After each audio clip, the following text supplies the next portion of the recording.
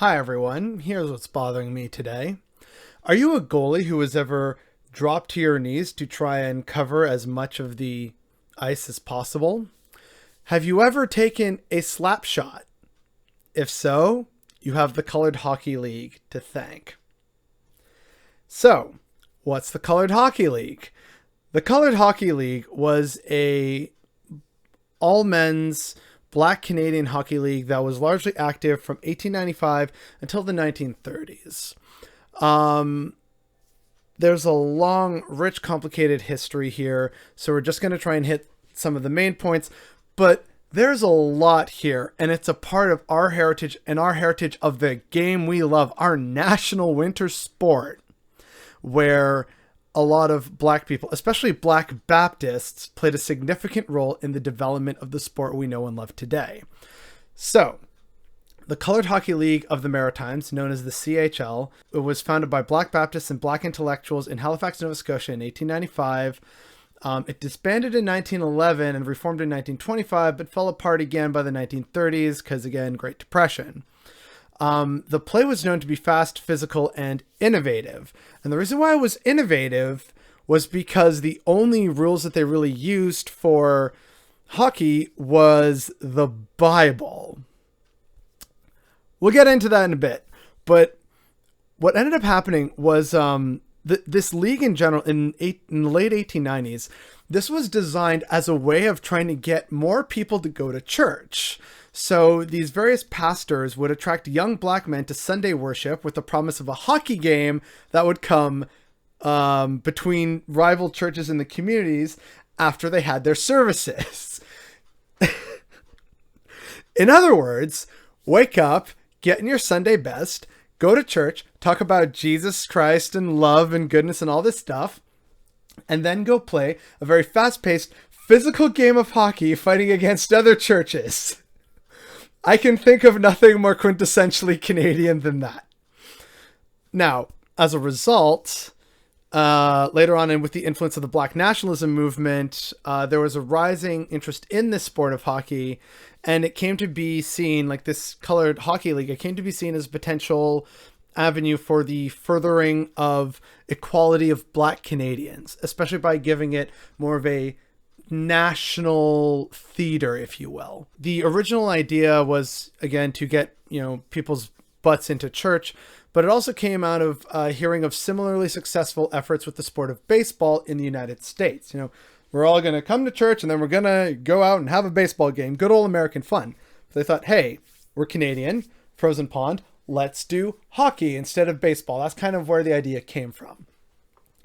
And this ended up forming a variety of different sports teams, but the main sort of leaders or the creators of the Colored Hockey League were, it's mostly attributed to four men. You have Pastor James Borden of Dartmouth Church, James A.R. Kinney, a Cornwallis Street Church layman and later the first Black graduate of the Maritime Business College, James Robinson Johnston, who was the first Black graduate of the Dartmouth University Law Program, and Henry Sylvester Williams, a Trinidadian law student at Dalhousie University and later founded the first Pan-African Conference in 1900.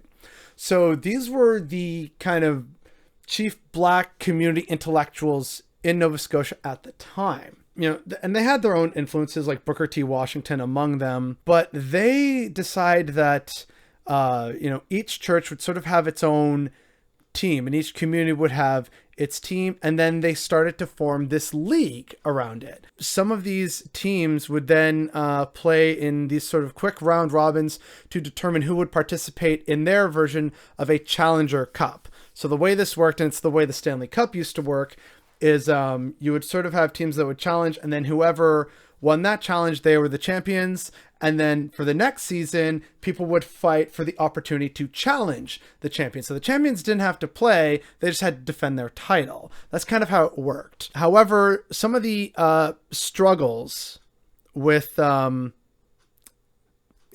a Colored Hockey League is they, again, were living in racist times and had to wait for the white people to finish using the ice.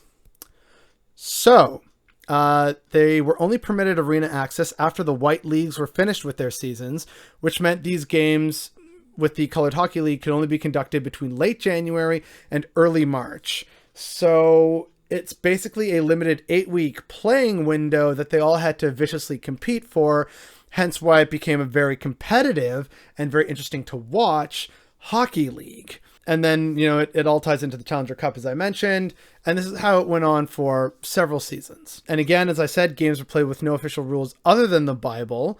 And this resulted in a more, like I said, physical form of hockey, which is just great about, God is love, God is life, be kind to your neighbor. And then 30 minutes later, there they are, checking each other into the sides and tripping each other and getting into fistfights on the ice because, oh, come on, didn't you see it was offside? So it's an interesting part of our collective Canadian heritage here. And because of this, their championship games, and because of how competitive it was, they were competing on a level not dissimilar from those of the white people.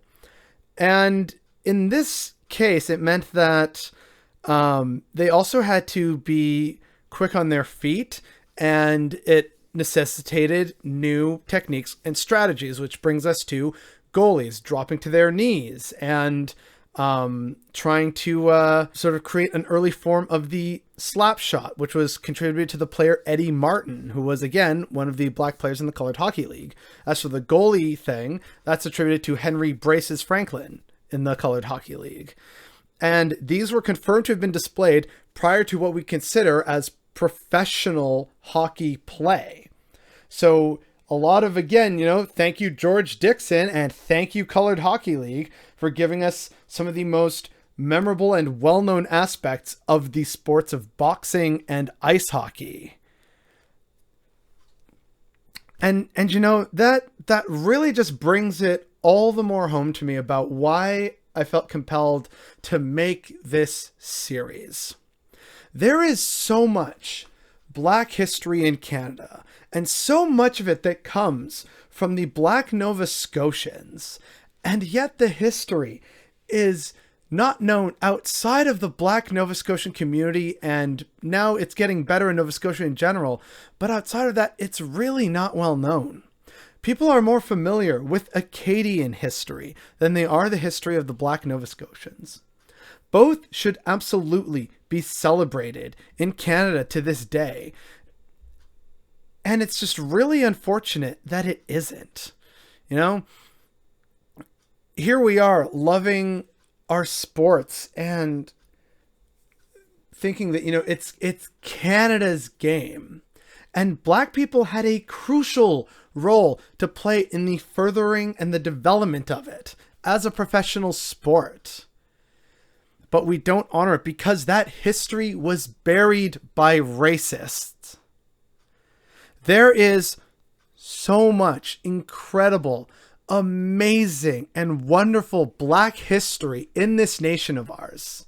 And the fact that we don't know more about it is definitely what's bothering me today.